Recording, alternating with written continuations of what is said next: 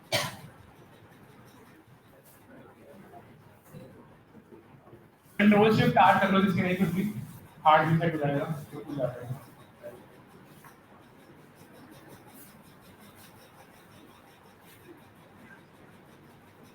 अब इसमें भी हमें सिर्फ वेबसाइट का लिंक दिया गया है और कोई कोड सोर्स कोड नहीं दिया गया है। तो सबसे पहला अप्रोच क्या होगा, जो हमने पिछले वाले में किया वही चेक करो।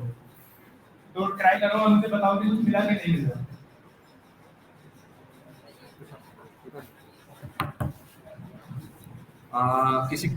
उन लोग किसी किसी को डाउट आ रहा है, तो जो चैलेंजेस का पार्ट है ना यहाँ पे, इस पे जाना, और यहाँ पे जो फिल्टर है इसमें शो सॉल्व में जाना, क्योंकि वो चैलेंज हमारा सॉल्व हो गया था इसलिए वो दिख नहीं रहा था। आई होप सबका हो गया है, जिसका नहीं हुआ हाथ हैंड रेस करो। ये मतलब इसमें खुला नहीं है साइट इसका, 2 लोगों को खुला नहीं है ना, 3 लोग 4 लोग, बाकी सबका खुल गया है ना, 5, ठीक है। बाकी ये फिल्टर्स के हिसाब से फिल्टर कर लो। जब भी हम लोग अभी वेब वाला कर रहे हैं तो वेब वाले पे टिक कर लेना, दिख रहा है, वेब वाले पे टिक कर लेना, एंड ये शो सॉल्ट पे भी टिक कर लो।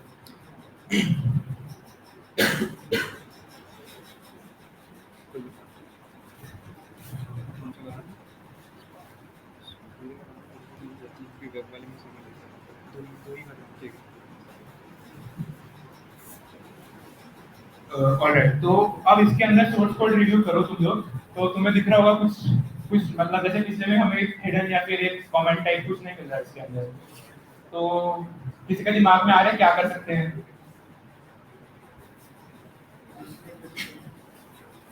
ठीक है, मैं बताता हूँ। तो जो पिछली बार कंट्रोल शिफ्ट टाइप खोला था, फिर से खोल लो।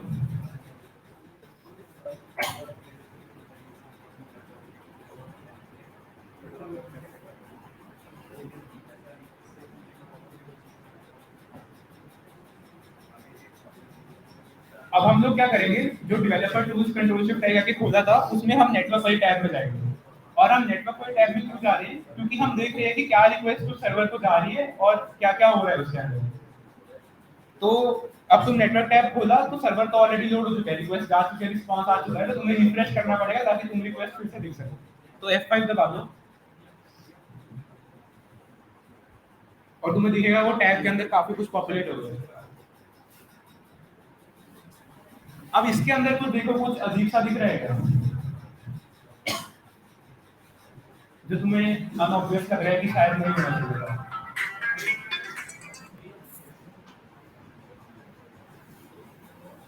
किसी को दिखा कुछ?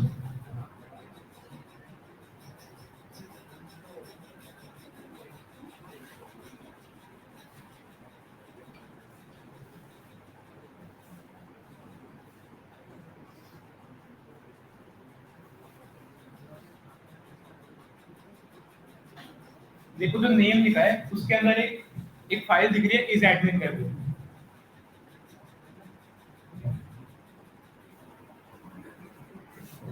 इसमें बहुत अनक्लियर है, अभी लैपटॉप में देखो इज एडमिन करके कुछ दिख रहा है क्या? सबको दिख रहा है? तुम्हें लगता है कि वो थोड़ा अजीब है, मतलब हम तो यूजर है, हमें क्या मतलब कि एडमिन है कि, बट ऑब्वियसली हम तो हैक कर रहे हैं तो हमारे काम का हो सकता है, क्योंकि हमें लग रहा है कि अगर एडमिन एक्सेस हो अपने पास तो शायद अपने को कुछ ऐसा मिल जाए जो नॉर्मल यूजर को ना दिखना चाहता हो। तो हम देखते हैं कि ये इज एडमिन जो है ये क्या है।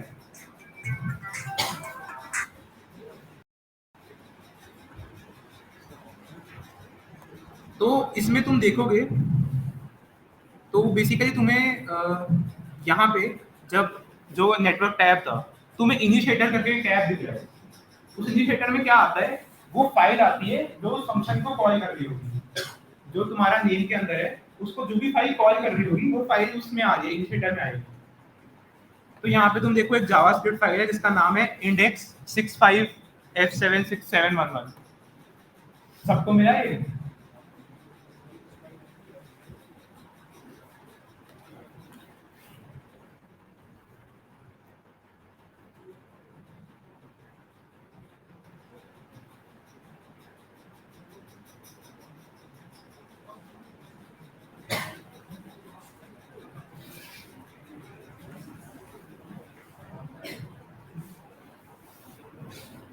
इसकी बात कर रहा हूँ जहाँ पे मेरा माउस कर्सर है, अगर दिख रहा है तो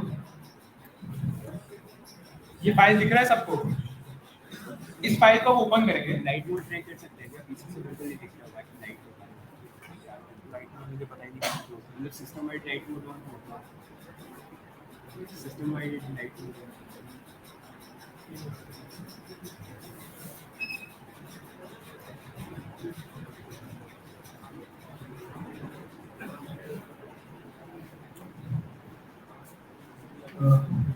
वो फाइल दिख रही है सबको इंडेक्स वाली, उस फाइल को ओपन करके देखो।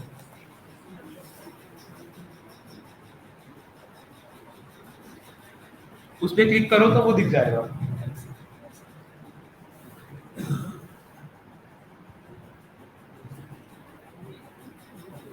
अब इस फाइल को तुम लोग एनालाइज करने की कोशिश करो, जैसे हम पहले सोर्स फाइल को एनालाइज कर रहे थे। क्या पता हमें डायरेक्ट जो हमें चाहिए वो मिल जाए।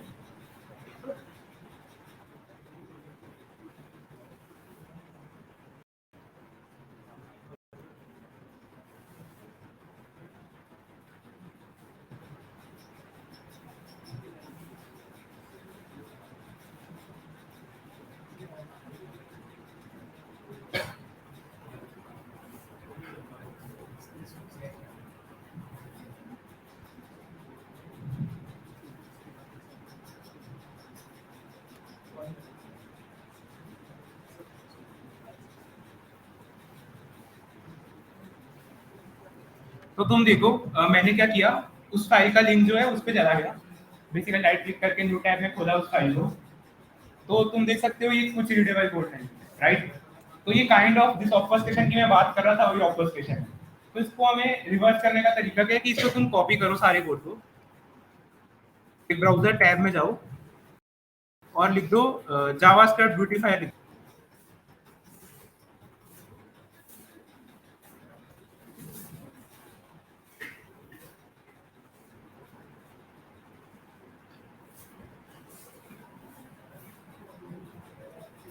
लिंक पे चले जाओ और इस पूरे कोड को पेस्ट कर दो और ब्यूटीफाई कोड पे क्लिक कर दो। ये तुम्हें रीडेबल कोड दे देगा।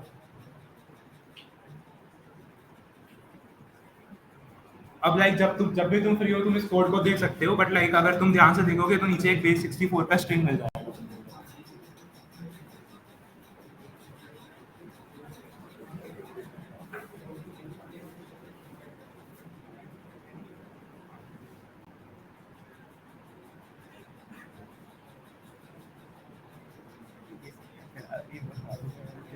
इजी का और क्या इजी का है सबसे बेसिक चीज ब्यूटीफुल है, उनको हो जाएगा फटाक से दिखा के चल कर समझाते हैं जैसे तो नहीं लिखना स्ट्रिंग।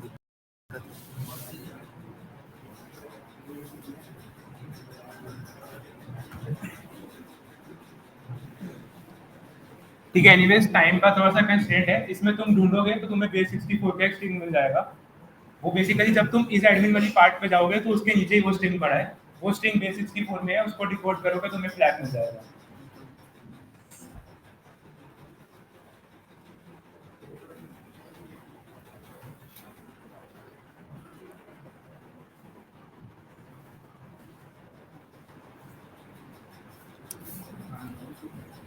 ये रहा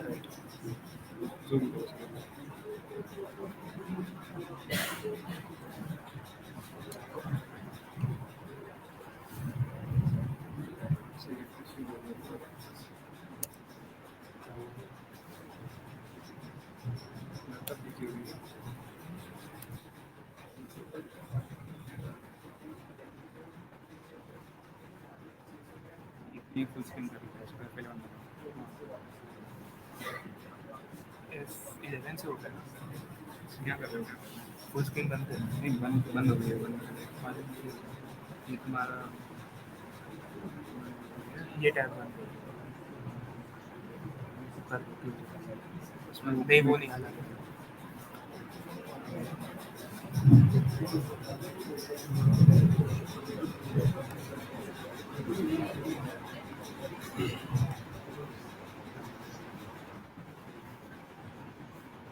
थी क्या बेस 64 स्ट्रिंग जहाँ पे मैं दिखा रहा था।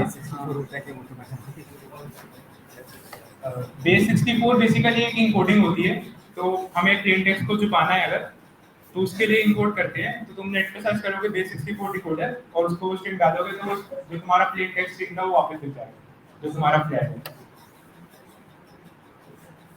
तो अगली कैटेगरी की तरफ बढ़ते हैं।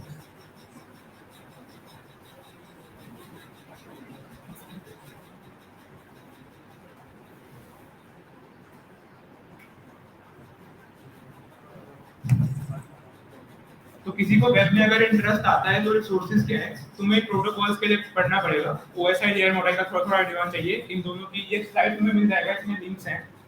और कोर्सफिगर एकेडमी एक बहुत अच्छा रिसोर्स है जहाँ पे फ्री की थ्योरी और लैब्स हैं जहाँ पे तुम प्रैक्टिस कर सकते हो। तो उन्हें हर एक टॉपिक को अच्छे से समझाया है और उसके बाद क्वेश्चन है, तुम उसमें प्रैक्टिस कर सकते हो और सीख सकते हो। तो नेक्स्ट पार्ट होता है रिवर्सिंग। रिवर्स इंजीनियरिंग सुना है किसी ने?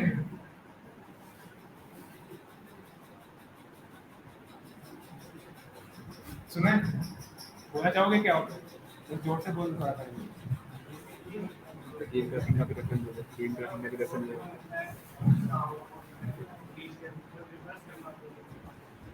राइट। तो बेसिकली कुछ भी प्रोग्राम है, हम सारे प्रोग्राम यूज करते हैं। exe तुम विंडोज में देखते हो। तो बेसिकली रिवर्सिंग क्या है कि तुम बेसिकली उसके कोड पे चले गए, तुम्हें पता चल गया वो काम कैसे कर रहा है। तुमने सबने गेम हैक्स वगैरह सुने होंगे, गेम मॉड सुने होंगे, वो सारा उसी पे बेस पे काम करता है कि गेम कैसे काम कर रही है और तुम उसमें अनइंटेंडेड चीजें कर सकते हो। तो उसको रिवर्स इंजीनियरिंग बोलते हैं। तो बेसिक अप्रोच क्या होती है कि इन जनरल चैलेंजेस में क्या होगा, तुम्हें एक प्रोग्राम दिया जाएगा, उसमें तुम्हें कुछ इनपुट डालना है ताकि तुम्हें फ्लैग मिल जाए। अब वो इनपुट कैसे डालना है, क्या इनपुट डालना है, वो तुम्हें रिवर्स करोगे तो तुम्हें लॉजिक पता चलता है उसका। तो बेसिक लेवल पे जो टूल्स यूज होते हैं वो फाइल कमांड होती है लिनक्स के अंदर, और तुम नेट पे अगर ब्राउजर में जाओगे तो भी तुम चेक कर सकते हो। बेसिकली वो क्या करती है, तुम्हें उस फाइल का टाइप बता देती है। देखो एक्सटेंशन जो है वो एक्चुअल में एक्सटेंशन जो है जैसे दिखते हैं वैसे होते नहीं है। हो सकता है एक फाइल में exe लगा हो पर वो एक पिक्चर हो। तो बेसिकली फाइल कैसे आइडेंटिफाई होती है उसके लिए मैजिक बाइट्स होते हैं, तुम वो स्टडी कर सकते हो देखकर। उसका एक वीडियो भी शेयर करने में तुम्हारे साथ ताकि तुम समझ सको। बट लाइक अगर तुम्हें ऑब्वियसली मैजिक बाइट्स सारे याद तो हो सकते हैं कि कौन से बाइट्स हैं, तो फाइल कमांड अपने आप से तुम्हारे लिए वो काम करके तुम्हें दे देता है कि कौन सा फाइल है। दूसरा स्ट्रिंग्स कमांड होता है। अब एक बाइनरी है हमारे पास, उसमें एक्चुअल में सब कुछ रीडेबल नहीं होगा ऑब्वियसली। तो स्ट्रिंग्स कमांड क्या करता है, उसके अंदर जो भी रीडेबल स्ट्रिंग्स है उनको निकाल के दिखा देता है। हेक्स एडिटर होता है।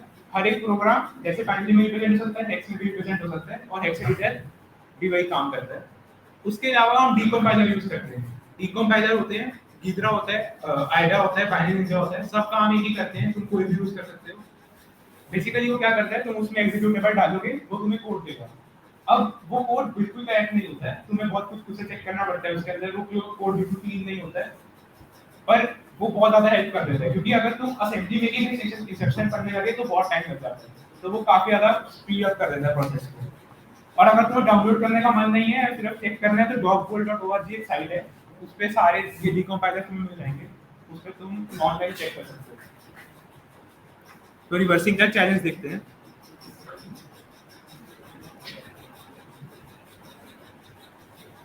तो अब जैसे पहले वेब में गए थे, अब रेड में चले जाओ। ठीक है, ये पहला वाला क्वेश्चन करते हैं। करेंसी कन्वर्टर नाम है इसका। लिखा है need to convert USD to another currency, where I hope it's either euro, Canadian और येन। तो तुम्हें एक फाइल दी गई है जिसका नाम है converter.jar। डाउनलोड कर लो वो फाइल।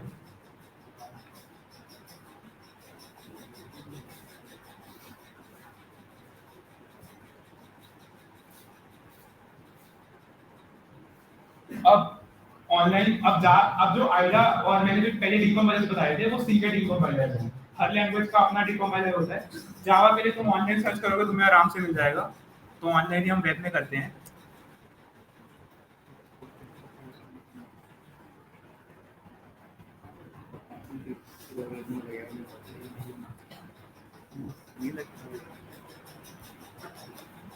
ये तुम बोल सकते हो वेबसाइट जो मैंने खोली है java-decompilers.com, इसमें फाइल चूज करो।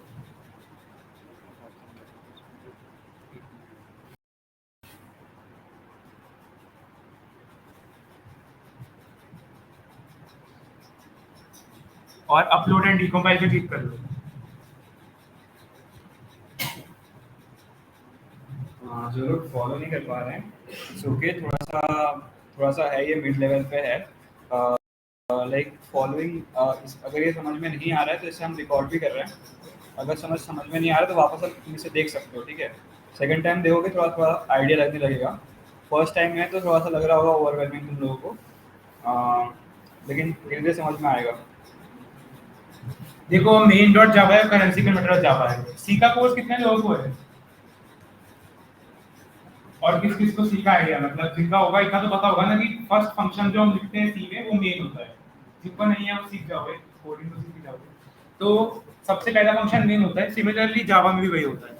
तो हम वो मेन डॉट जावा फाइल खोल कर देखते हैं कि क्या हो रहा है, राइट। तो ये हम सबसे पहले देखेंगे कि हम पहले कोड रीड करना शुरू नहीं करेंगे, काम का कुछ हमको लग रहा है कि नहीं लग रहा है। तो इस कोड में हमें कुछ ऐसा लग नहीं रहा कि जो अब नॉर्मल है। बस हमें इतना पता है कि कन्वर्ट वाला जो फंक्शन है वो कॉल हो रहा है, तो हम उसकी तरफ चल जाएंगे। वो दूसरी फाइल में है। जावा में बेसिकली सारे क्लासेस होती हैं और हर क्लास अलग अलग फाइल में स्टोर होती है।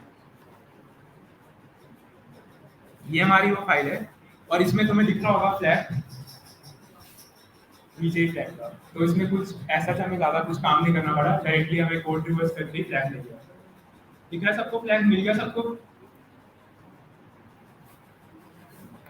इसको कॉपी करके डालोगे तो सब मिल जाएगा।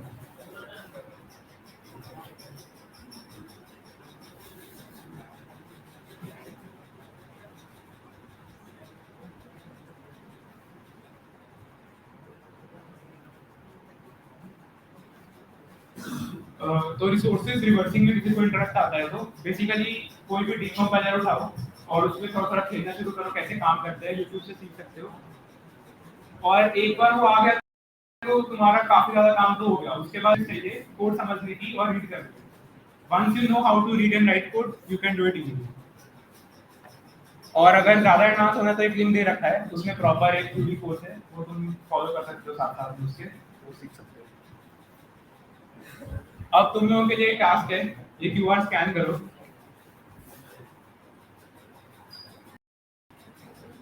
पेज पिन लिंक है, तो लैपटॉप में खोल लेना स्कैन करने के बाद।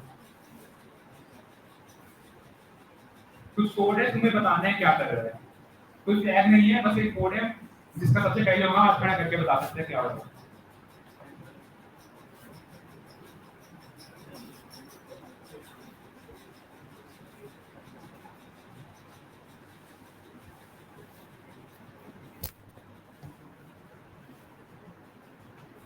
वन 126 हो रहे हैं, 125 तक अगर आ गया तो सही है, वरना फिर आप सोल्यूशन शेयर करेंगे।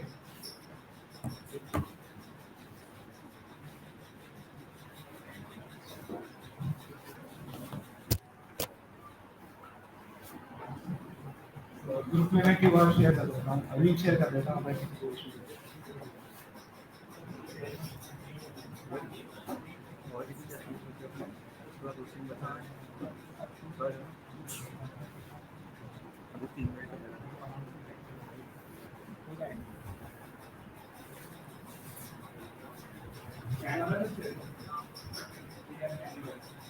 तो उस साइड बैठे हैं, अगर दिक्कत आ गई मैं लिंक डाल रहा हूँ ग्रुप में।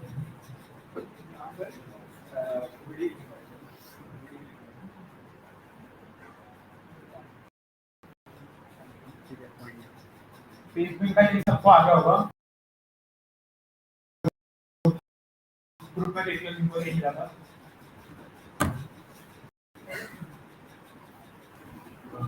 छोटा सा हिंट देता हूँ, जो कोड दिया गया वो जावा का है, तो समझने की कोशिश करो, कुछ करने की कोशिश करो। बहुत बेसिक लेवल की ऑब्फस्केशन है। ऑब्फस्केशन भी नहीं कहूँगा, मतलब ठीक है ट्राई करो तो समझ आ जाएगा।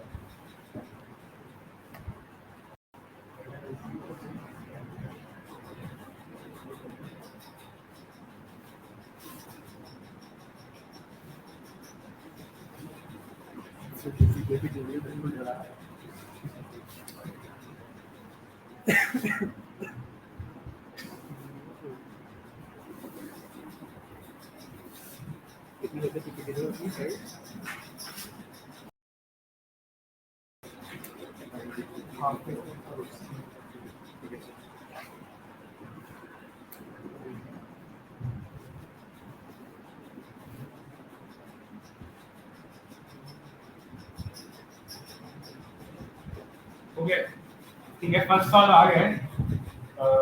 तो वो बता दे कि अभी टाइम चाहिए। ठीक है, 35 तक का टाइम था, वेट कर लेते हैं, 2-3 मिनट और वेट कर लेते हैं।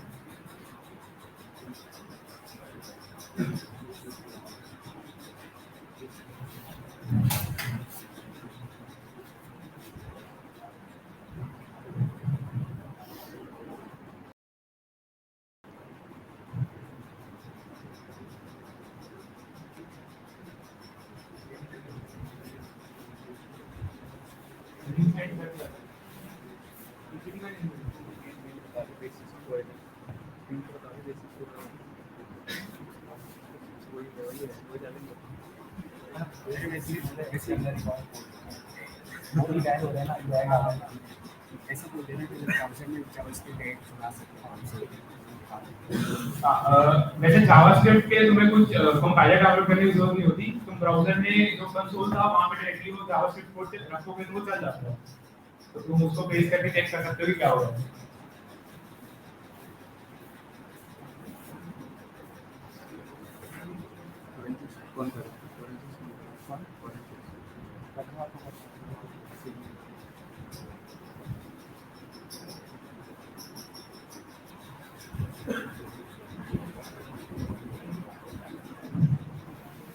रन हुआ किसी का जावास्क्रिप्ट ब्राउजर में?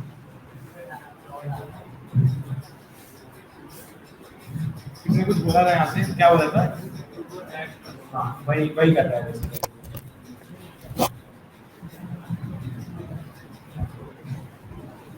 ठीक है, डिस्कस करते हैं। किसका बोल रहा है? इधर आके बोल दो या फिर जोर से बोल सकते तो वहीं से बोल दो।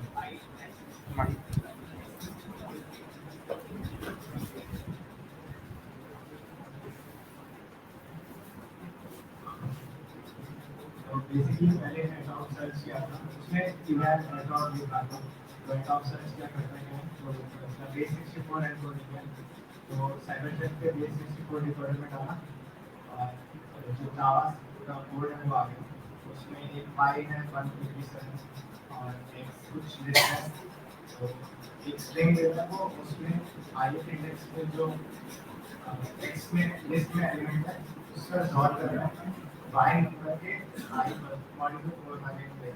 ठीक है, मतलब तुमने लॉजिक कर लिया तो ठीक है। Like basically the point is कि तुम्हें कुछ दिखा, मतलब एक फंक्शन था जो नॉर्मल फंक्शन लग रहा था, कुछ लग नहीं रहा था कि कुछ हो रहा है, बट उसको रन किया तो लिखा है लॉल यूर हैड, मतलब ऑब्वियसली तुम हैक नहीं हुए, बट अब तुम सोचो इसी तरह से जो तुम्हें दिखेगा नहीं कुछ, कि लगेगा नॉर्मल फंक्शन ही तो है, एक जैसे बोलते हैं ना लिंक्स मत खोलो, इधर उधर के फालतू लिंक्स मत खोलो, तुम उस लिंक पे गए, फंक्शन रन हुआ, तुम्हें कोड में दिखेगा भी नहीं फंक्शन का, और तुम्हारा डिफेंडर भी पकड़ नहीं पाएगा क्योंकि उसको लगेगा नॉर्मल है, कुछ फंक्शन तो खराब है, बट उसके अंदर वो फंक्शन था, इनकोडेड फंक्शन था, ऑपरेटेड फंक्शन था, मशीन नहीं पकड़ रहा। तो ऐसे करके कोड रन होता है, और तुम सीटीएफ में भी ऐसे देख सकते हो, चैलेंजेस में दिखेगा, जो ये सीटीएफ है तुम इसको भी आगे कंटिन्यू कर सकते हो खुद से, कुछ सॉल्व होता है तो हमें बता सकते हो कि सॉल्व किया है हमने। तो यही पॉइंट था। तो नाम क्या है उसका? लक्ष्य, लक्ष्य नाम है उसका, तो क्लैपिंग कर दो एक बार।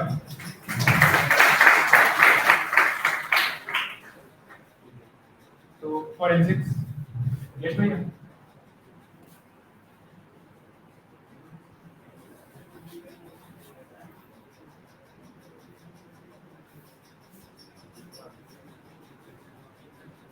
जो सीटीएफ साइट है उसमें जो फॉरेंसिक्स कैटेगरी है उसको मिस के नाम से लिखा गया है, तो मतलब वो ओवरलैपिंग है कैटे वेन डायग्राम में, तो उस तरह से तुम मिस के अंदर देख सकते हो चैलेंजेस।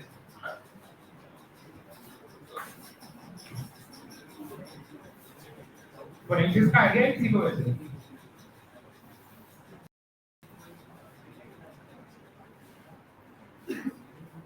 कभी सुना है फॉरेंसिक्स? सीआईडी में होता था फॉरेंसिक्स, क्या करते थे वो लोग, कोई बोलना चाहेगा? हाँ, तो हाँ वो हो गया मेडिकल फॉरेंसिक्स, जो डेड बॉडी आती है तो क्राइम सीन को इन्वेस्टिगेट करना और बोलना, उसको फॉरेंसिक्स बोला जाता है। सिमिलरली हमारा क्राइम सीन क्या होता है कि कोई हैकर मशीन में घुस गया, तो डिजिटल फॉरेंसिक्स क्या करता है, उस हैकर को पकड़ना, उसके अंदर ट्रेसेस छोड़ता है, वो ऐसा कोई बंदा है जो बिना ट्रेस छोड़े जा सके, कुछ ट्रेस छूट जाता है, और उसी के हम थ्रू मतलब एक्सप्लोर करते हैं, तो एक फॉरेंसिक्स में वही करना होता है।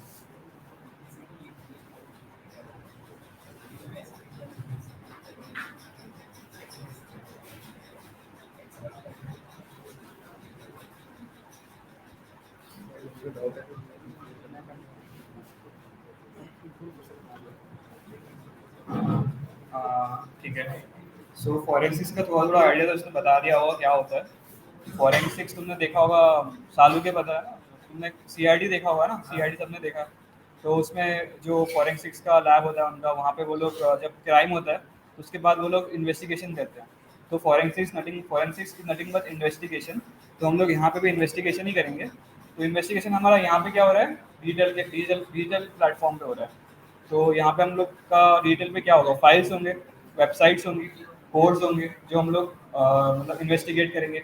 तो बड़ी बड़ी कंपनीज क्या करती है ना, अपना जो डाटाबेस होता है वो स्टोर करती है क्लाउड पे, राइट। तो वो क्लाउड में उनका डाटाबेस स्टोर है। तो अगर कोई उस पर अटैक कर रहा है, मतलब कोई भी, इसमें सुना होगा अभी रिसेंट में हुआ है, एम्स दिल्ली में हुआ था, उनका पूरा जो डाटा वो एनक्रिप्ट कर दिया गया था।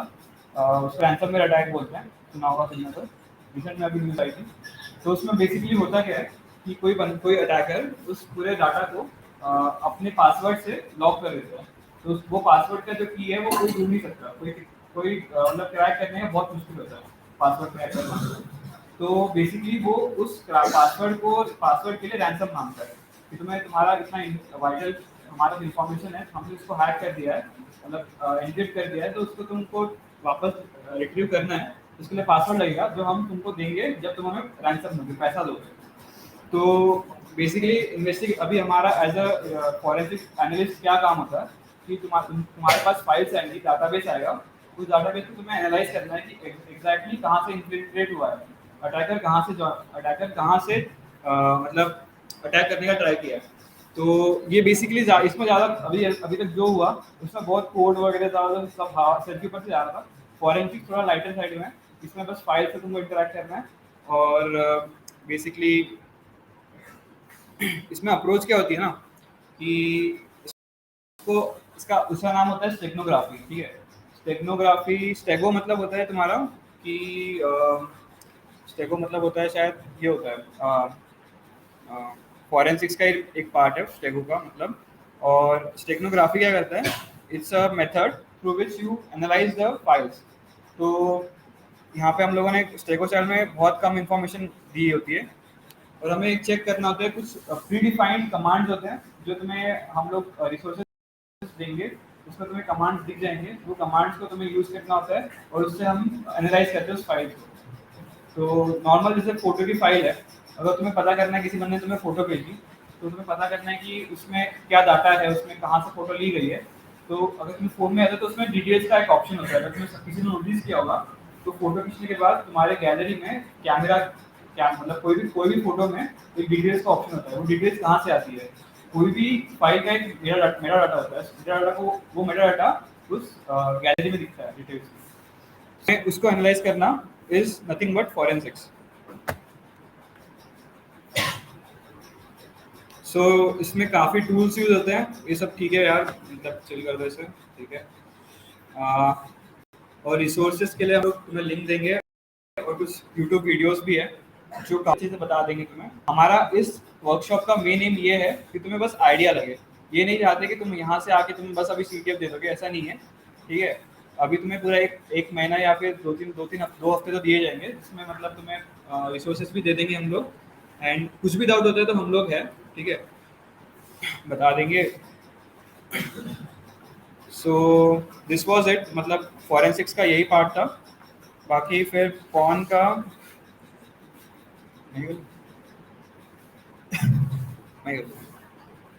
सो पॉन में क्या होता है, PWN is nothing but exploiting programs. So जब हम सी में प्रोग्राम लिखते हैं, किसी ने अभी जो सी कर रखी है बोल रहे थे, तो उसमें देखा होगा आपने कि आप रन करते हो कोई फाइल को, तो आप एक कमांड रन करते हो GCC का।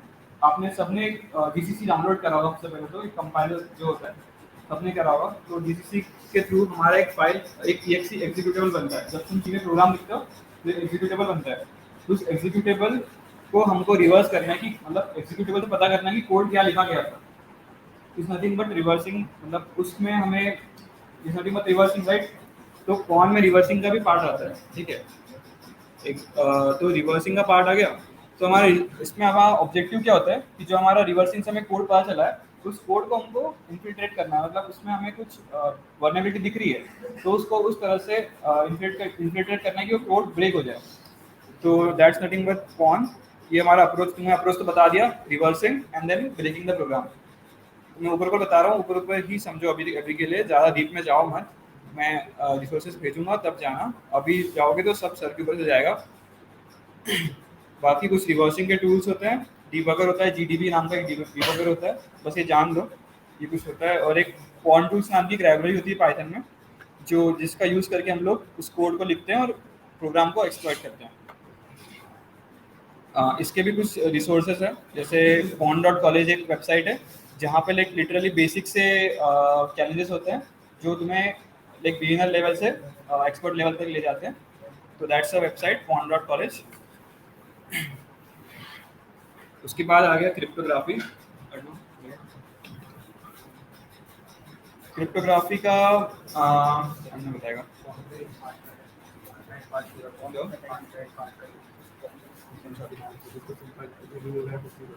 क्या है।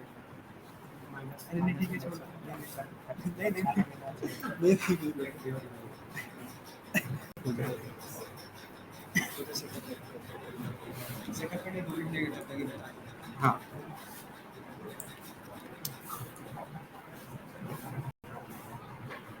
अच्छा, एक मतलब डाउट जो मेरे को फर्स्ट टाइम आया था और मुझे लगता है बहुत लोगों को आता है, कॉन और रिवर्सिंग में कुछ फर्क लगता नहीं है मतलब एक बार लिखने में, बट मैं बता देता हूँ। जब तुम कोड रिवर्स करके दोनों का तुम्हारे पास आता है, इतना पार्ट तक सेम है। अब रिवर्सिंग में तुम्हें क्या करना है, तुम्हें क्या इनपुट डालना है, तुम्हें वो उस कोड के अंदर से जानना होता है और तुम्हें करेक्ट इनपुट डालना होता है। पर कॉलिंग में थोड़ा अलग है। कॉलिंग में तुम्हें ऐसा इनपुट डालना होता है कि जो कोड करना चाहते हैं वो ना हो, जो हम चाहते हैं वो हो। तो एक फर्क है, ये फर्क है। जब तुम कोई चैलेंज देखोगे तुम्हें समझ आएगा ये, बट अभी मतलब टाइम नहीं है। मैं एक एग्जांपल दे सकता हूँ तुम्हें।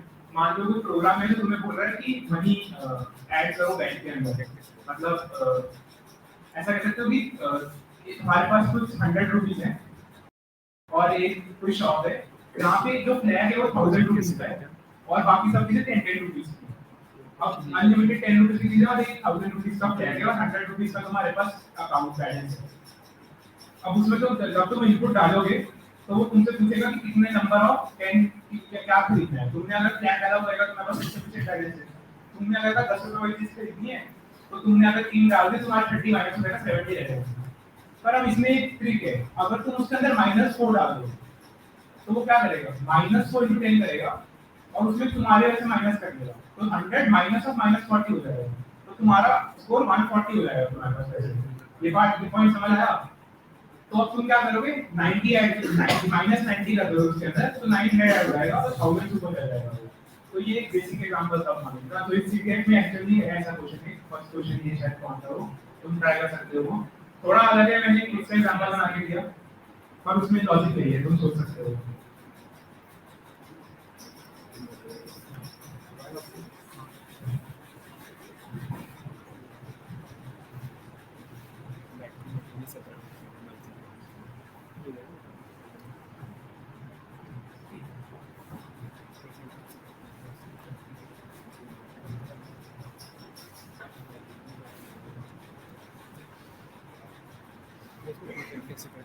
क्या बोल रहे हो?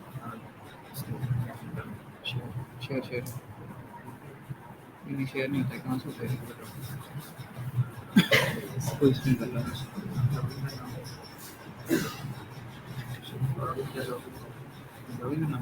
ऐसे ऐसे बना देते आपको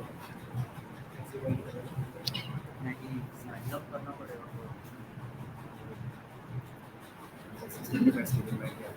तो किससे बता दे चिल्ला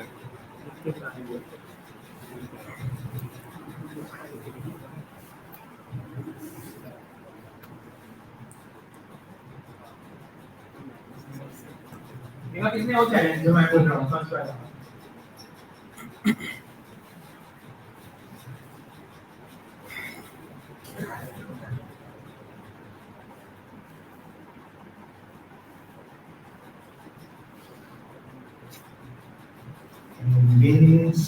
ऑटोमेटिक है मेरा। एनीवे, सो क्रिप्टोग्राफी बेसिकली हम जैसे जो इंटरनेट है उसमें इंफॉर्मेशन कैसे ट्रैवल करती है, वायर्स के थ्रू ट्रैवल करती है। सो तुम्हारी मशीन में तुमने कुछ भी डाला है, तुम्हें किसी और को भेजना है, किसी रिसीवर को तुम वो भेज रहे हो। अब अगर वायर से इंफॉर्मेशन डायरेक्ट ट्रैवल करे, किसी के पास अगर वो वायर का एक्सेस है जो कि इंटरनेट है तो पब्लिकली अवेलेबल है, तो वो डेटा रीड कर सकता है। वो रीड करने से तुम कैसे रोको? एक तो है कि एक्सेस रोक दो, बट वो काम करना काफ़ी मुश्किल है। उसके अलावा एक तरीका है कि जो तुम डेटा भेज रहे हो, प्लेन जो डेटा भेज रहे हो वो भेजने की जगह उसको एन्क्रिप्ट कर दो। ऐसे एन्क्रिप्ट करो कि पासवर्ड से तुम्हें पता है, या तो पासवर्ड या किसी तरीके से एन्क्रिप्ट करो, या तो तुम्हें पता चले और जो रिसीवर है, इंटरनेट रिसीवर से उसको पता चले। तो इसको अचीव करने के लिए क्रिप्टोग्राफी का यूज होता है। फॉर एग्जाम्पल जैसे, और जनरली तुम पासवर्ड बेस्ड स्कीम्स यूज करते हो। जैसे तुम्हारे पास कुछ भी है, तुम्हें सीक्रेटली किसी और को भेजना है। फॉर एग्जाम्पल कोई ट्रेजर चेस्ट है, तुम्हें किसी और को भेजना है, तो तुम दो चाबियाँ रखोगे, एक अपने पास और एक जिसको भेजना है उसके पास सिर्फ उसको चाबी पहुँचा दोगे किसी तरीके से। तो उसको तुम बोलोगे सिमेट्रिक की क्रिप्टोग्राफी। तुम्हारे पास एक ही चाबी है, वो दो मतलब बेसिकली सेम चाबी है, वो एक ताला खोल जाए। इसके अलावा भी और तरीके होते हैं। फॉर एग्जाम्पल एन्क्रिप्शन स्कीम्स में सिमेट्रिक एन्क्रिप्शन स्कीम हो गया, एईएस हो गया, एईएस की ECB mode, CBC mode, CDR mode etcetera होते हैं, वन टाइम पैड हो गया। उसके अलावा एसिमेट्रिक एन्क्रिप्शन स्कीम्स होती है। फॉर एग्जांपल आरएसए हो गया, डीएसए हो गया। ये डीएसए अलग है, डेटा सेट है एल्गोरिथम से, आरएसए का एक वेरिएंट है, डिजिटल साइनिंग। सो एसिमेट्रिक एन्क्रिप्शन स्कीम्स काफ़ी सुंदर सा कंसेप्ट है। बेसिकली उसको ऐसे समझ सकते हो, तुम्हारा एक प्रोसेस वाला एग्जांपल लेके चल रहे हैं, उसमें एक ताला है, एक ताले के ऊपर तुमने खुद से उस पे तुमने एक ताला लगाया है खुद का। उसके बाद तुमने उस बेसिकली दो चाबी है तुम्हारे पास। प्रॉपर समझाते हैं। फॉर एग्जांपल ये तुम्हारा डेटा है, इसको तुम्हें किसी रिसीवर को भेजना है। मतलब तुम सेंडर हो, एक रिसीवर है। टाइपिंग के सामने देना प्लीज। एनीवेज, तो इसको भेजने के लिए सबसे पहले तुम्हारे पास दो चाबी है। एक चाबी तुम बोलोगे पब्लिक की है, ये पब्लिक नॉलेज होगा, ये सबको पता होगा। मान लीजिए एक थर्ड पर्सन भी है, जो मतलब एडवर्सरी है, इसको मैनिपुलेटर बोलते हैं। ये तुम्हारे सारा इंफॉर्मेशन सुन सकता है। ये जो मान लो वायर से इंफॉर्मेशन जा रही है, वाईफाई के थ्रू जा रही है, वो सारे इंटरसेप्ट कर सकता है। तो मैं बेसिकली इसको ये डेटा तुम्हें इस रिसीवर तक पहुंचाना है, सस्पेक्ट ये बंदा ना देख पाए, ना और देख ले तो उसको यूज ना कर पाए। तो वो करने के लिए काफी तरीके। फॉर तो सबसे पहले हम उसकी बात कर रहे थे सिमेट्रिक की। तो तुम ऑफ कोर्स एक पासवर्ड रख सकते हो, और तुम्हें ये पासवर्ड रिसीवर को पहले बताना होगा। वो पासवर्ड तुम्हें बस अभी चैलेंज डेटा सेंड करने के लिए पासवर्ड सेंड करना होगा कि पासवर्ड रिसीवर तक पहुंचे बिना इस बंदे को पता चले। तो वो या तो तुम फॉर एग्जांपल इन पर्सन जाके कर सकते हो, वो चैलेंज इसलिए चाहिए। और दूसरा तरीका है पब्लिक की तरह, दूसरा जो है एसिमेट्रिक एन्क्रिप्शन।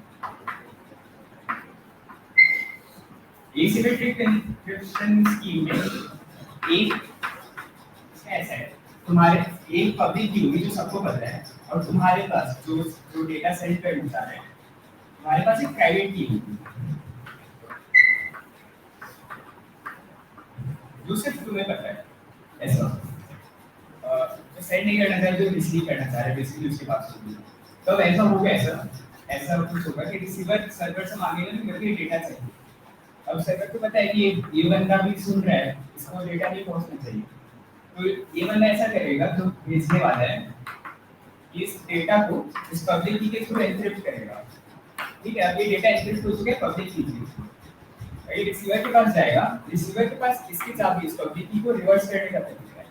और पॉइंट ये कि रिवर्स करना जिस बंदे के पास प्राइवेट की नहीं है, उसके लिए काफी मुश्किल रहेगा।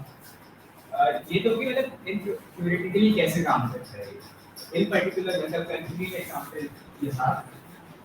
फॉर एग्जांपल डेटाबेस में मैं इन तुम से मॉड्यूलर अरिथमेटिक के बारे में किसको हाँ बेसिकली रिलेटेड टू साइट। अब मॉड्यूलर अरिथमेटिक का फायदा ये है कि अगर फॉर एग्जांपल अगर तुम्हारे मैथ के कोर्सेज में कुछ फील्ड वगैरह के बारे में पढ़ोगे टाइम टाइम के अंदर मॉड्यूलर अरिथमेटिक मतलब प्रॉपर फील्ड बन जाता है। इसका मतलब ये कि तुम मल्टीप्लाई कर सकते हो, डिवाइड कर सकते हो, ऐड कर सकते हो, एक्सपोनेंट ले सकते हो, तो वो जनरली मैथ में करते हो वो सब काम तुम कर सकते हो। और नंबर्स 0 से इंफिनिटी जा नहीं सकते, 0 से सिर्फ p-1 तक है मतलब 0.2 ये काम करना काफी मतलब ये सुंदर है। सो पॉइंट ये है कि तुम जैसे अगर तुम्हारे पास कोई एक्सप्रेशन है x की power a equal to b, तुम्हारे पास अगर b है x है तुम्हें a निकालना है तो जनरली तो तुम सिंपल log लेके निकाल देते हो राइट। ये log लिया दोनों साइड log किया गया तो तुम्हारी a की वैल्यू आ जाती है इसमें। बट पॉइंट ये कि मॉड्यूलर अरिथमेटिक जो फाइनाइट फील्ड है उसमें ये काम करना काफी मुश्किल है। तो तुम ऐसा कुछ कर सकते हो कि जो तुम्हारा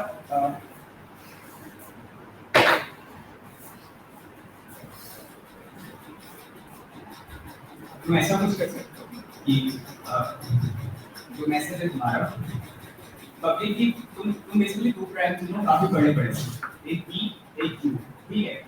इन टाइम को लीक नहीं होने देते, ये तुम्हारे पर्सनल प्राइवेट है। इनको मल्टीप्लाई करा जो n नंबर आया इसको तुम बोल दो ये तुम्हारा मतलब ये पब्लिक मॉड्यूलर होगा, ये तुम पब्लिकली बता दो ठीक है। इसके अलावा एक नंबर e होगा e भी तुम पब्लिकली बता सकते हो। e फॉर एग्जांपल मैंने 3 ले लिया ठीक है, ये तुमने पब्लिकली बता दिया। अब इन e और q से तुम एक नंबर d कैलकुलेट b क्या है, b ऐसा नंबर है तुम इस e को रिवर्स कर सकते हो। बेसिकली जो ये बंदा जो सर्वर तुम्हें ताला लगा के भेज रहा है उसको हम खोलने की चालू करेंगे तो एन्क्रिप्ट कैसे करते हो। अगर जो मैसेज m है इसको तुम्हें एन्क्रिप्ट करना है तो मैसेज को तुम e पावर में लोगे और इसका रिमाइंडर तुम ले लोगे n के साथ। तो ये तुम्हारा ये बन गया c, तुम्हारे पास क्या आएगा और नेटवर्क पे ये ट्रांसमिट होगा। फॉर एग्जांपल अगर मैसेज तुम्हारा फ्लाई होगा और तुम इसको ये एक्सपोनेंट में ले रहे हो और n तुम्हारा फॉर एग्जांपल 21 ले लेते हैं 21 ले लेते हैं मतलब टाइम्स तुम्हारे रिवर्स करना टाइम्स तुम्हारे रिवर्स करना तो तुम्हारे मैसेज की पावर एक्सपोनेंट होगी तो 5.3 125 तुम्हारा और इसको तुम 21 के साथ मल्टीप्लाई दे दो और 21 के साथ है तो ये माइनस होना है।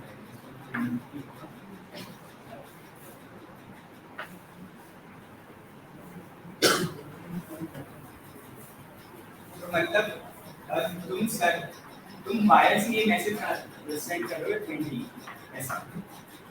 अब तुम्हारे पास टाइम्स है 7 और 3 इससे तुम्हें डी कैलकुलेट करना है। एक नंबर होता है 5 का तुम्हारा n minus p minus plus 1 इस केस में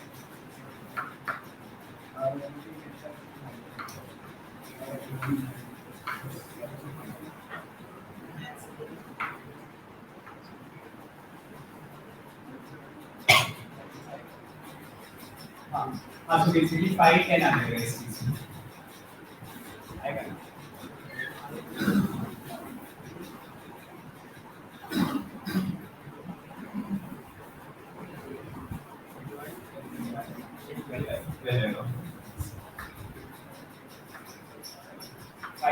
आ गया तो ये तुम्हारा ऐसे कैलकुलेट बेसिकली e का तो इन्वर्स हो गया और mod 5 ये लिख देगा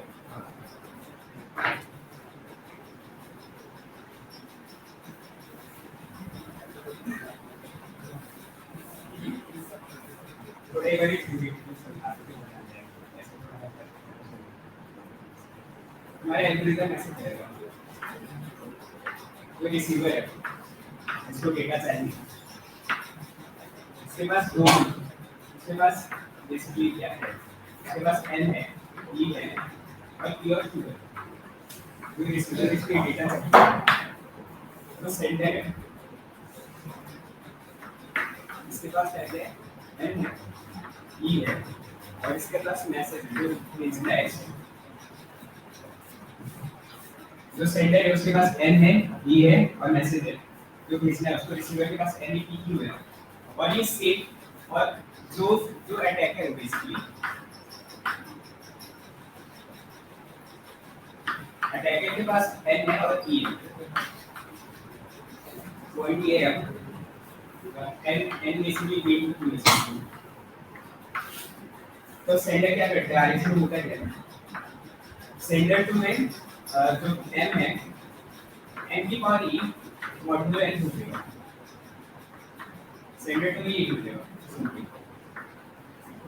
और ये बेसिकली पूरी दुनिया देख सकते हैं, अटैकर भी देख सकते हैं, बट अटैकर इसको रिवर्स नहीं कर सकता, इसको रिवर्स करने के लिए एक नंबर चाहिए डी, डी जो क्यों होता है, ई की पावर -1 मॉड्यूलो 5 5 बेसिकली होता है -1 into 2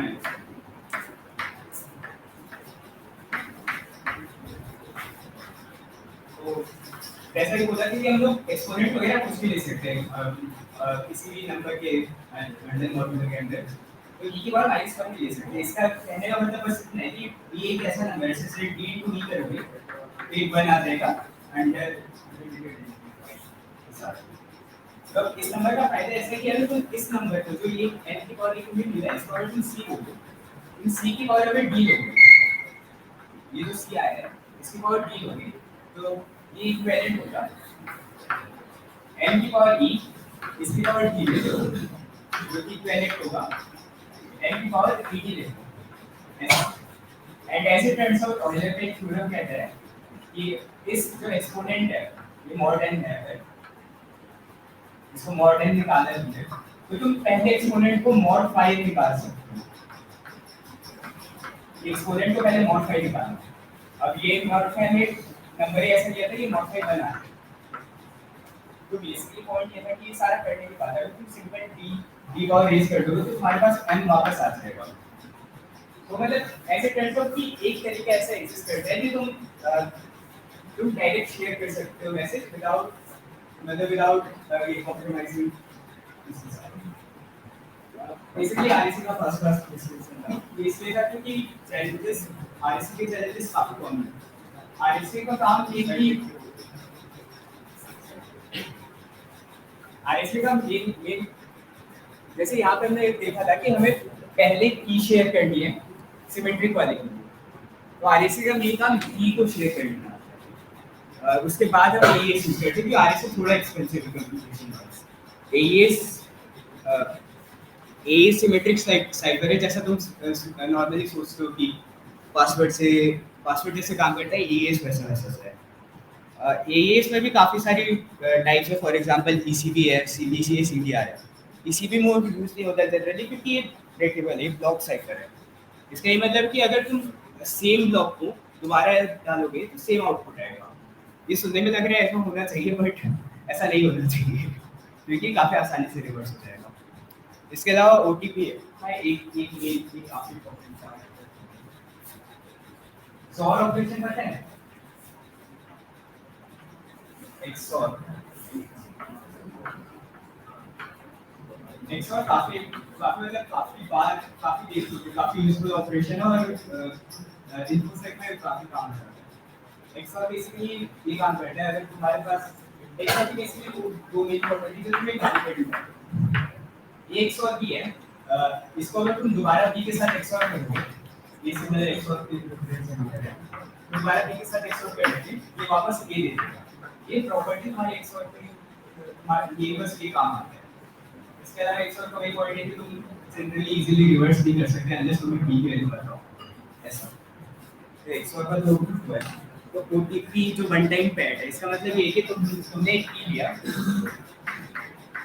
की लिया और टेक्स्ट को इस की के साथ XOR कर दिया सिंपली, और तुम ये भेज रहे हो, साथ साथ की भेज रहे हो किसी के पास। ये वन टाइम टैग हो गया, इसको भी रिवर्स करना मुश्किल है, मतलब किसी भी ब्रूट फोर्स करना पड़ेगा अगर तुम्हारे पास की का कोई आइडिया नहीं है। एसिमेट्रिक सर्विस और इसके बाद हैशेस का तुम हमें वेरीफाई करना है तो दो डेटा सेम है विदाउट रिवीलिंग द डेटा।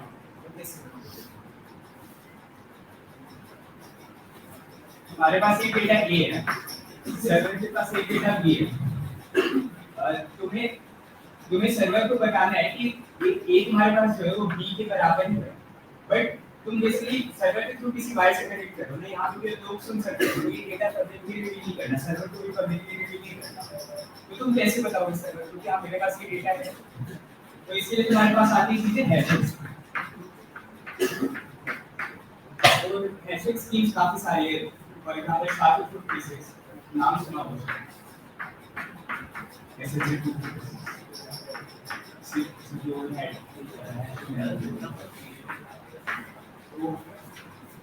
तो बेसिकली पॉइंट ये हैशेस ऐसा करते हैं कि काफी सारे, ऐसा मान लो कोई भी डेटा है काफी सारे बकेट्स में डाल देगा, और जनरली पॉइंट ये कि अलग डेटा अगर थोड़ा सा भी अलग डेटा है तो अलग बकेट में जाएगा, अलग कैटेगरी में चला जाएगा।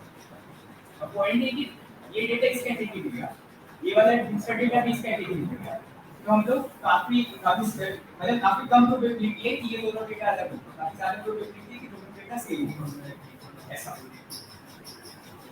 तो पॉइंट ये कि तुम इस डेटा का हैश लो, इस हैश को तुम सर्वर को भेजो और सर्वर फिर अपना डेटा हैश करके ये कंपेयर कर लेगा कोई तो सेम है कि नहीं। अगर सेम है तो मान लेगा कि तुम्हारे पास ये डेटा है।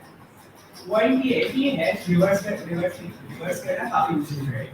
ऑफ कोर्स तुम मल्टीपल डेटा इसमें जा सकते हो, तो तुम रिवर्स को 1 to 1 नहीं कर सकते, ये हैश है। अब इसका पॉइंट ये है कि इन हैश हर चीज पर अटैक एग्जिस्ट करते हैं। क्रिप्टो में मेन पॉइंट ये है कि जो इम्प्लीमेंटेशन है उसमें अगर दिक्कत होगी तो ब्रेक हो जाएगा। क्रिप्टोग्राफी एज सच ब्रेकेबल नहीं होती। और इसके अलावा CTS वगैरह में काफ़ी रैंडम सवाल भी दिख जाते हैं, सब्स्टिट्यूशन साइफर, विग्नेयर साइफर। विग्नेयर साइफर तुम लोगों ने काफी सब्स्टिट्यूशन साइफर को किस तरह जा रहा है। फॉर एग्जांपल ABC तुम्हें ये मैसेज भेजना है किसी, तुम ऐसा कर दो, A को हर जगह D से लिख दो, B को हर जगह E से लिख दो, C को हर जगह F से लिख दो। तुमने ऐसा सब्स्टिट्यूट करके बेसिकली ये पता होना चाहिए आई विल उसको रिवर्स करके ऐसा। सब्स्टिट्यूशन साइफर सिंपली ऐसा है, एक सीजर साइफर होता है, सीजर साइफर जो बेसिकली तुम ये ऐसा है कि हर एक कैरेक्टर को उसके अगले कैरेक्टर से या उसके मतलब सिंपली उल्टे कैरेक्टर से रिप्लेस कर दो। फॉर एग्जांपल अगर तुम्हारे पास ARN लिखा होगा तो A का N बन जाता, जैसे हम +30 करते हैं, R के देखते क्या होता है, N का वापस D बन जाता, R का 2 बन जाता। तो एक सीजर साइकिल होता है। ऐसे काफी सारे random substitution cipher, scissor cipher etcetera वो लोग डाल देते हैं। अब पॉइंट ये आता है कि इनको CTS वगैरह में कैसे रिवर्स कैसे करते हैं। तो जनरली उनका इम्प्लीमेंटेशन दिया रहेगा, जो भी एन्क्रिप्शन स्कीम है अगर इसका इम्प्लीमेंटेशन दिया है तो उसके कोड में कोई प्रॉब्लम खोज नहीं होगी कि कहीं पे फॉर एग्जांपल पासवर्ड लीक हो रहा हो, कहीं भी पॉसिबिलिटी है ब्रूट फोर्स करने की एटसेट्रा। उसके अलावा इन सब के लिए काफ़ी टूल्स हैं। डिकोड करके एक टूल है, वो काफ़ी एक्यूरेसी के साथ डिटेक्ट कर लेता है। साइबर शेफ है, वो भी डिटेक्ट कर लेता है इन साइफर्स को, इन इनक्रिप्शंस को। अब अगर क्रिप्टोग्राफी प्रैक्टिस करनी है तो cryptohack.org है, ये काफ़ी अच्छा रिसोर्स है। सर बेसिकली गाइडेड चैलेंजेस है। साइबर शेफ तुम्हारा टूल हो गया, ये टूल तुम साइबर शेफ जैसा भी देखा भी तुमने, काफ़ी यूजफुल टूल है। decode.fr पे तुम ये काफ़ी चीज़ें डिटेक्ट करके तुम्हें बता देता है इसमें ये यूज़ हो रहा है। और ये जो लेके इसमें काफ़ी सारे कैलकुलेटर्स है, बड़े नंबर फैक्टराइज करने हैं एटसेट्रा। और सेज मैथ मतलब मैथ्स की लाइब्रेरी, अगर ज़्यादा बड़ा कैलकुलेशन करना। पाइथन काफ़ी मतलब इसके लिए यूजफुल है। एनीवेज कंप्यूटर क्रैश हो गया, वरना मतलब इम्प्लीमेंटेशन था इसका काफ़ी सुंदर सा था। ठीक है, वैसे इससे रिलेटेड कुछ पूछना हो या कुछ भी समझ आया हो।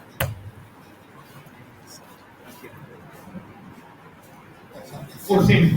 अब कोसेंट क्या होता है? Open source investigation. जब भी तुम रियल वर्ल्ड में कुछ भी करते हो तो तुम्हें एक, मान लो तुम्हारा टारगेट है, तुम्हें उसको अटैक करना है, या फिर तुम्हारा एक क्लाइंट है, तुम्हें उसको डिफेंड करना है।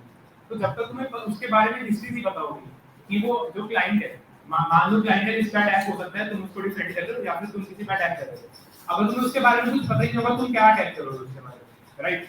तो उसके बारे में इंफॉर्मेशन निकालने को हम ओसिन बोलते हैं। और वो ओसिन के सोर्सेज क्या होते हैं? इंटरनेट, बेसिकली उसका सोशल मीडिया प्रोफाइल वगैरह, उसके यूजर नेम, उसके पासवर्ड भी, ईमेल लीक्स में अगर हो सकता है उसका पासवर्ड लिखा हो, उसकी पुरानी फोटोज, उसके सोशल मीडिया के फोटोज निकाल के हम देखेंगे कि वो कहाँ ट्रैवल किया है। जैसे तुमने सुना होगा कि कोई बंदा एलॉन मस्क का फ्लाइट ट्रैक करता है, वो एक्चुअली उसी भी करता है टेक्निकली। तो this is how it works कि इंटरनेट पे जो भी अवेलेबल सोर्सेज है वो क्या करता है? फ्लाइट डेटा निकालता है और एलॉन मस्क की फ्लाइट उसमें ट्रैक करता है। तो उसे बेसिकली इंटरनेट पे सर्च करने जैसा है, बट ऑब्वियसली अब तुम गूगल पे डाल दोगे बंदे का नाम तो कुछ नहीं आने वाला है उसके बारे में। तो तुम्हें डिटेल्स में कुछ टूल्स और कुछ स्किल्स पता होनी चाहिए कि कैसे काम करता है। तो basically ocean requires observing skills चाहिए, साथ में पेशेंस बहुत ज़्यादा चाहिए। हो सकता है तुम्हें उस बंदे के बारे में कुछ ना मिले, पर अगर तुम ढूंढते रहोगे तो इंटरनेट ऐसा कोई बंदा जो इंटरनेट पे नहीं है। इस टाइम पे हर बंदे को कुछ ना कुछ ट्रेस मिल जाता है इंटरनेट पे, तो पेशेंस होगी तो सब मिल जाता है। और इसमें ऐसा तुम, मैं कहूँ कि तुम्हें कोई रिपोर्ट है जो तुम पढ़ लोगे और तुम्हें आ जाएगा, तो ऐसा कुछ नहीं है। स्किल गेन करने का एक ही तरीका है कि तुम प्रैक्टिस करो। ओसेंट के लिए ये काफी ज्यादा वो है। और दूसरे लोगों का देखो कि उन्होंने कैसे किया था। तो टास्क है तुम लोगों के लिए, हमारे इन्फोसिस में आयुष है, वो घर क्या हो वैसे बस चैलेंज बनाया तुम लोगों के लिए। तो ये प्रॉब्लम स्टेटमेंट है और क्यूआर स्कैन करके तुम्हारे पास आएगा, प्रॉब्लम आएगा।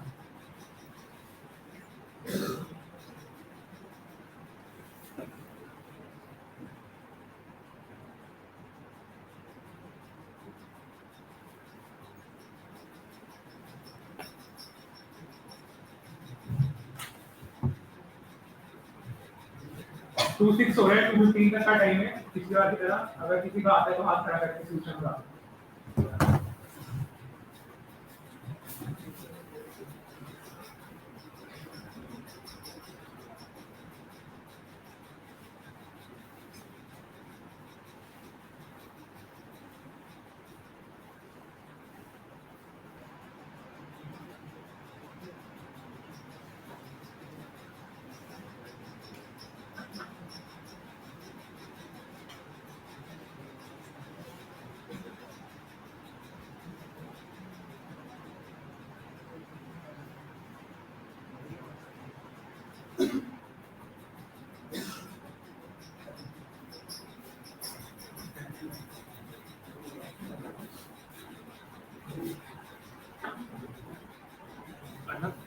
गूगल फॉर्म का लिंक ग्रुप में शेयर करो, लिंक ग्रुप में भी शेयर कर रहे हैं।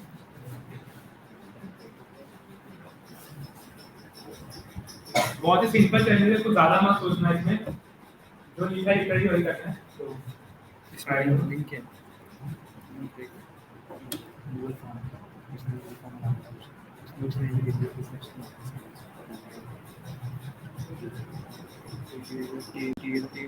चलता है।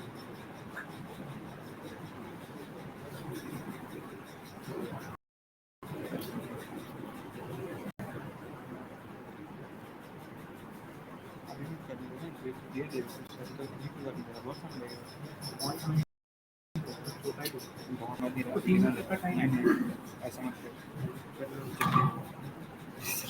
अरे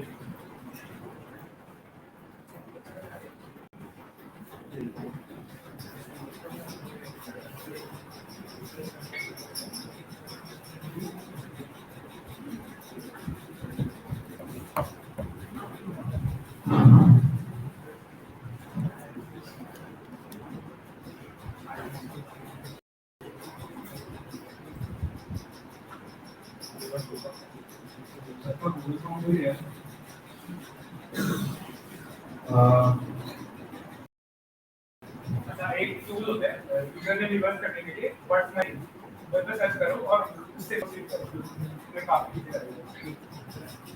व्हाट्स माय नेम? एक चीज़ करते हैं फर्स्ट, पूरे बनाने की बहुत छोटा है। 35 तक फिर 15 पे चेक कर कि कौन सा यहाँ से देखिए यहाँ देखता हूँ 15 तक बोलना तो यहाँ चेक कर कितने का होगा यहाँ देखते हैं।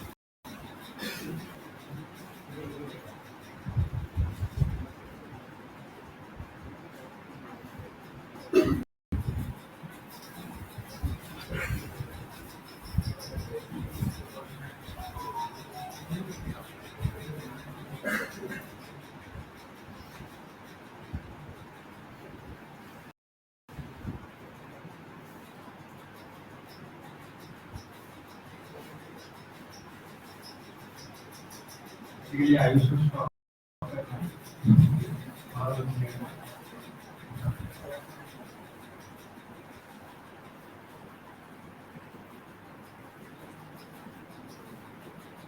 जितना हम गूगल पर चले दैट नथिंग बट पोस्ट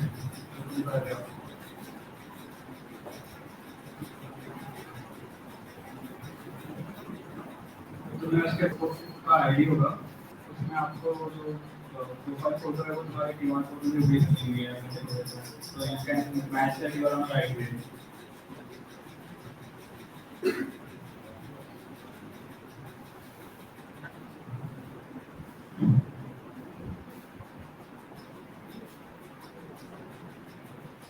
किसी को कुछ दिक्कत आ रही है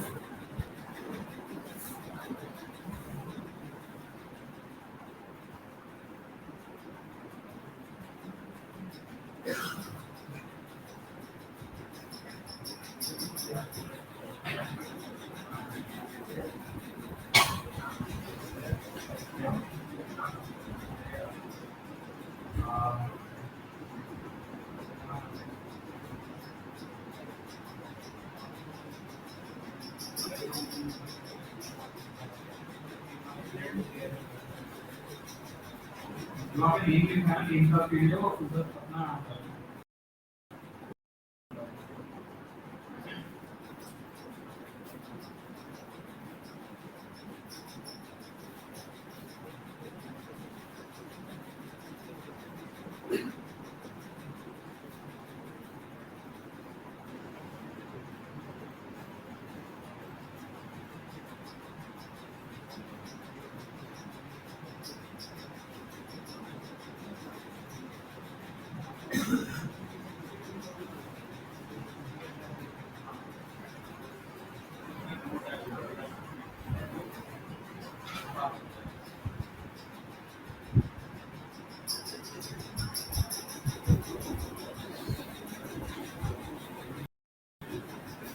मिनट आ रहे हैं तो नेम फील्ड है वहाँ पे नाम डालो और जो यूजर नेम का हो रहा है कि वहाँ पे डेटा का हो रहा है तो वहाँ पे कुछ भी क्या हो सकता है तो मतलब उसने वही यूजर नेम यूज किया तुमको भी वही यूजर नेम यूज किया या तो फिर उसने कोड प्रोसेस का उसका लिंक डाला एंड क्या भी पॉसिबल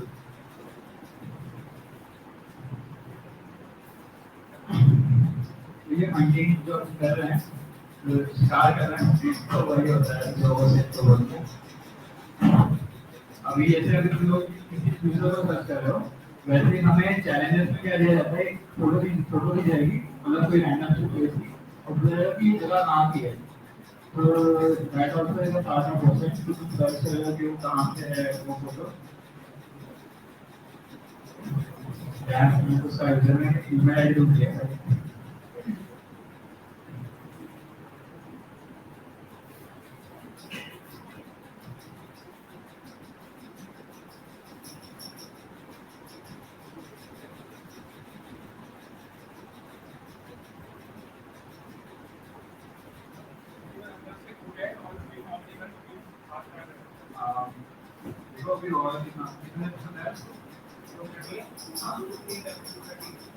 ठीक है थोड़ा बहुत लेवल समय है उसके बाद अगर नहीं हो पाता है तो कंप्लीट कर लेना इसे ठीक है जैसे तुम एज अ अटेंडेंस समझ लो अपनी ठीक है जो तुम अभी चेक इन करना और आगे तुम्हारा टिकट था, टिकट हम लोग स्कैन नहीं कर रहे हैं, तो तुम प्लीज सॉल्व कर लो और इसके बाद तुम्हारा तुम सॉल्व करोगे तो हम लोग को वहाँ चेक इन करा देंगे कि यू अटेंडेंस नहीं कर जाएगा।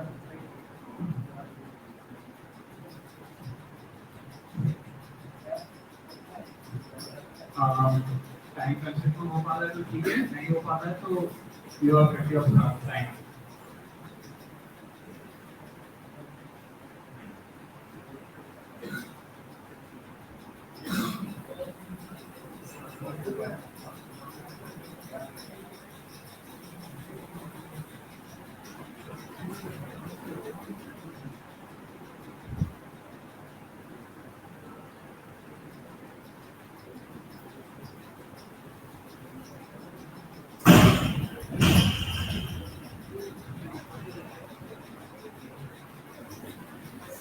वहाँ पे लिखा है ना कि what is color rating on leases, तो leases में शायद उसका यूजरनेम सेम होगा, ऐसे वो ऐसा बोल रहा है, हो सकता है।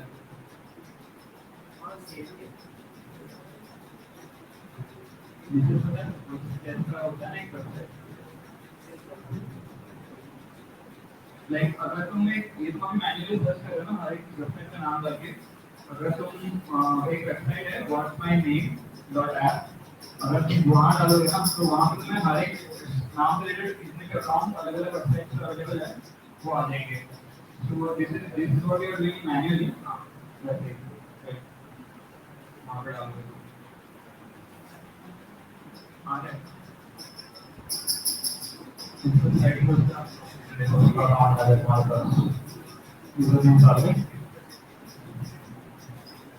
या तो तुम आगे साइट पर सर्च कर सकते हो या फिर टूल आगे चलेगा। लाइक कितना इजी है इनमें पढ़ना, मतलब एक कोड में इजी मतलब अगर गूगल सर्च करना है and what you are doing here is इसमें लाइक गूगल सर्च में लगा हुआ कि क्या ही करना है, गूगल सर्च कर रहे हो तो और लाइक इसमें पर्टिकुलर फील्ड क्या डालना है तो वो तुम्हें पता है, तो that's a part of it कि तुमको पता है कि तुम्हें क्या सर्च करना है, सब कुछ सर्च कर रहे हो इसमें डाउट है कि समझ में नहीं आ रहा हो तो प्रोसेस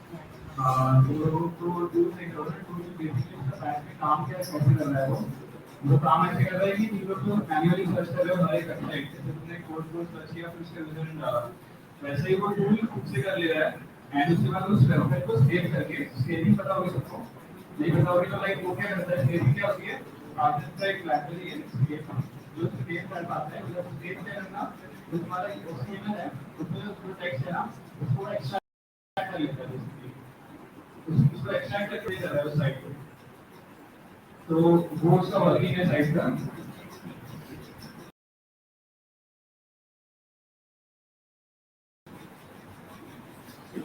और वो 5 मिनट हुआ और अगर नहीं हो पाता है तो इट्स ओके, वी कैन मुझे वापस घर पे जाओगे तो कर लेना कॉल।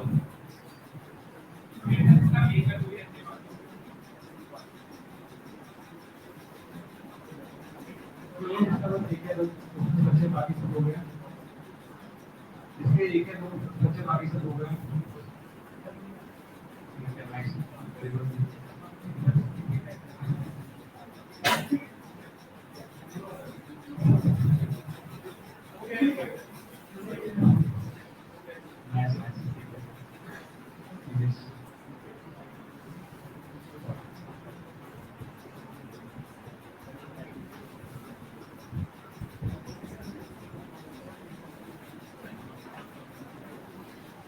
नहीं सर, उन्होंने तो काफी अच्छे सवाल करते थे, सवाल जो होगा बच्चों के पास लोगों ने यूजर नेम को निकाल लिया, उसका ईमेल आईडी निकाल ली मेरे हिसाब से।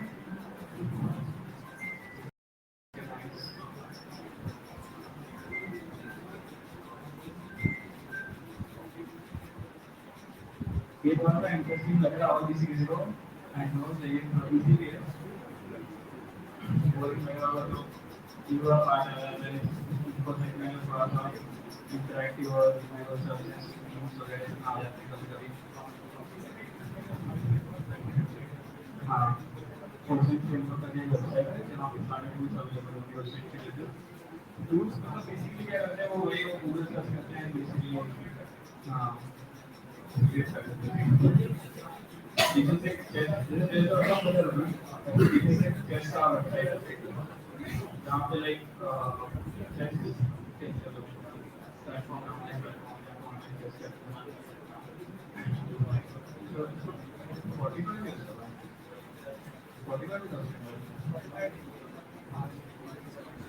अच्छा तो कितने वो बात कर रहे हैं, अच्छा वो बात कर रहे हैं।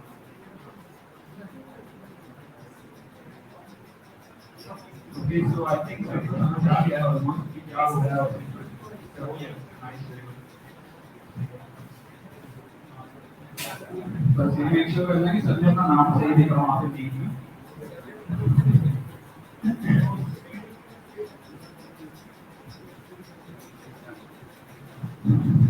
अगर कोई फॉलो नहीं कर पा रहा है तो इट्स ओके, हम लोग इस देंगे ना।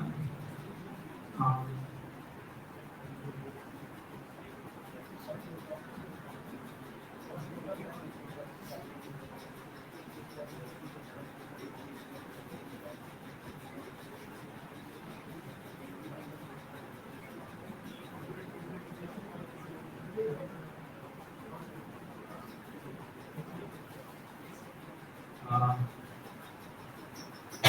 हेलो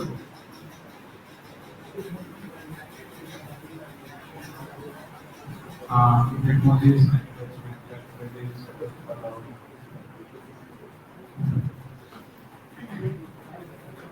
ये तो आई गेस बहुत लोगों को समझ में आ गया है। उनसे नेक्स्ट वीडियो होगा क्या है कि जैसे अभी तुमने यूजर नेम सर्च किया वैसे फोटोज भी सर्च होते हैं। अगर काफी वीडियोस है उस पर देखना, काफी इंटरेस्टिंग वीडियोस है पोस्ट-इट के बारे में।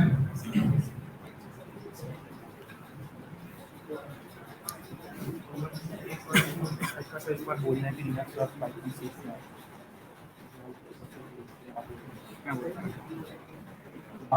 So also like एक prerequisite बोल सकता हूँ सब हेलो लाइक जो चैलेंज है तुम्हारा वो बाद में सॉल्व कर लेना घर पे जाके। तो क्या अगर अभी थोड़ा एक दो क्वेश्चन बच गए होंगे तो घर पे जाके सॉल्व कर लेना। सो अभी बेसिकली एडिशनल रिसोर्सेज हम लोग यहाँ पे क्या बोल रहे हैं, उसका मतलब ये है कि लाइक जो देखा होगा हर हैकर जो होता है वो काली खोल के मतलब टर्मिनल खोला हुआ है, ग्रीन ग्रीन के कुछ टेक्स्ट हो रहे हैं उसमें चल रहा है, तो लग रहा है कि भाई हैकिंग कर रहा है। तो वो बेसिकली लिनक्स चलाता है। Linux is nothing but Unix based operating system होता है। जैसे अपना विंडोज है वैसा लिनक्स है। लिनक्स इज फ्री इसलिए क्योंकि वो ओपन सोर्स है, मतलब किसी बंदे ने बनाया है उसे, उसका कोड नेट पे अवेलेबल है। तो लाइक अगर कुछ भी डेवलपमेंट होता है तो we use this like very frequently, development के लिए यूज करते हैं। एंड सिंस बिकॉज क्योंकि इसमें जब भी कोई मतलब कुछ एरर आता है तो we can easily leave it, क्योंकि हमारे पास सब कोड अवेलेबल है। विंडोज में ऑन द अदर हैंड काफ़ी चीज़ें अभी भी हिडन है, लाइक कुछ गेस करना होता है कि अंदर में ऐसा काम कर रहा होगा वो चीज़, तो लेकिन ऐसा लिनक्स में नहीं होता है। इसके अलावा यार मैं एक और चीज़ बोलूँगा, अभी जो CTF आने वाला है ना, तब तक हम लोग ये ट्राई करेंगे कि LGC वाले भी वो कर लें, ड्यूल बूट वाला सिस्टम कर लें। ड्यूल बूट तो ड्यूल बूट का सिस्टम होगा ना, उसमें आ जाना, ड्यूल बूट करा लेंगे लैपटॉप को। इस लाइक जो देखा होगा कि लिनक्स यूज़ करना है, लेकिन लिनक्स में भी काफ़ी डिस्ट्रीब्यूशंस होते हैं। तो उसमें सबसे यूजर फ्रेंडली जो होता है वो होता है उबंटू। वो एक नाम का डिस्ट्रीब्यूशन है और जो हैकर्स यूज करते हैं बेसिकली वो होता है काली। सो काली इज इम्पोर्टेंट बिकॉज काली में काफ़ी चीज़ें ऑलरेडी इंस्टॉल्ड है। तुम उबंटू भी यूज कर सकते हो। उबंटू में देखिए तुमको जब जब तुम्हें काम पड़े तब तब तुम्हें वो चीज़ इंस्टॉल करनी पड़ सकती है, लेकिन साली में काफ़ी चीज़ें इंस्टॉल रहेगी, प्री इंस्टॉल रहेगी, सो that would be helpful. And एक और चीज़, अभी या वीएम चलाना है या फिर ड्यूल बूट करना है, that's two options. Dual boot मतलब क्या होता है कि तुम विंडोज चला रहे हो, साथ साथ में तुम लिनक्स भी चला रहे हो। तो हमें अभी एट द मोमेंट मैं बोलूँगा तुम लोग वीएम पे इसको चला लो। वीएम इज नथिंग, जो एक ऐप होती है उसमें वो बेसिकली वर्चुअली तुम्हारा लिनक्स बूट कर देगा using your resources.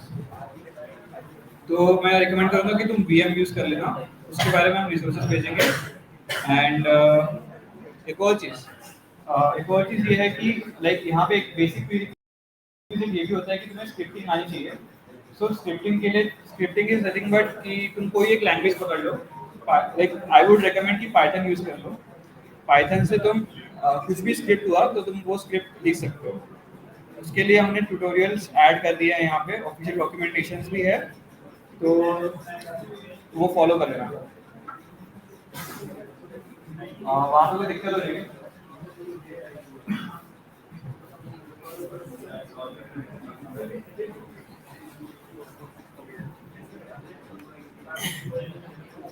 So that's it.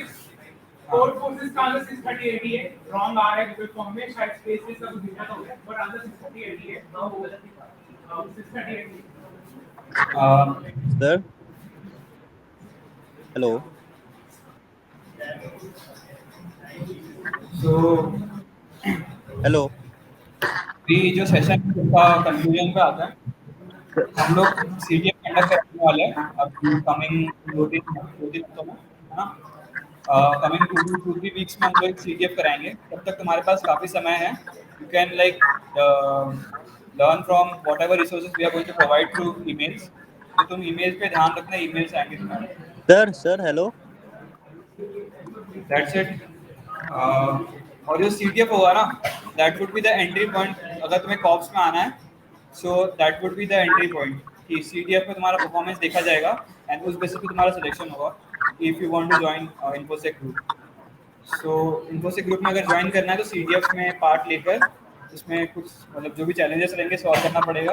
अभी जो तुमने चैलेंजेस देखे वो थोड़े हार्डर साइड में थे, हमारे सीडीएफ में थोड़े ईजियर रहेंगे, सो डोंट वरी। एंड एक बार जरूर लॉग इन करके देख लेना कि चैलेंजेस कैसे हैं, सॉल्व हो जाएंगे। बाकी यार ठीक है, you can conclude the session. Thank you everyone. अभी किसी को डाउट है, कुछ है पूछना है तो पूछ लो अभी। और वो गूगल फॉर्म सबमिट कर देना, उस बेसिस पे तुम्हारा अटेंडेंस लगेगा, ठीक है। और हम लोग ये भी सोच रहे हैं कि अभी जो हमारा सेशन अटेंड किया तुम लोगों ने, उसमें तुम्हें सर्टिफिकेट भी मिल जाएंगे if you do CTF also. मतलब सीटीएफ जो होगा, अगर तुम वो भी अटेंड करते हो एंड ये भी अटेंड करा है तो दोनों तुम्हें सर्टिफिकेट्स मिल जाएंगे of completion of introduction to CTF, ऐसा कुछ सीटीएफ सर्टिफिकेट मिल जाएगा। That would be sponsored by Google developers students, ठीक है। That's it.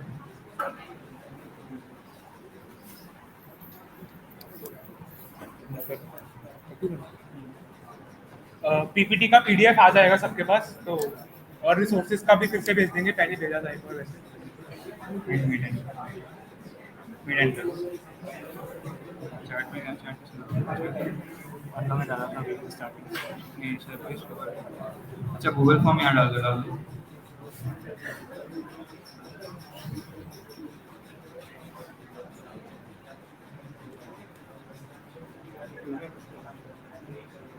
हाँ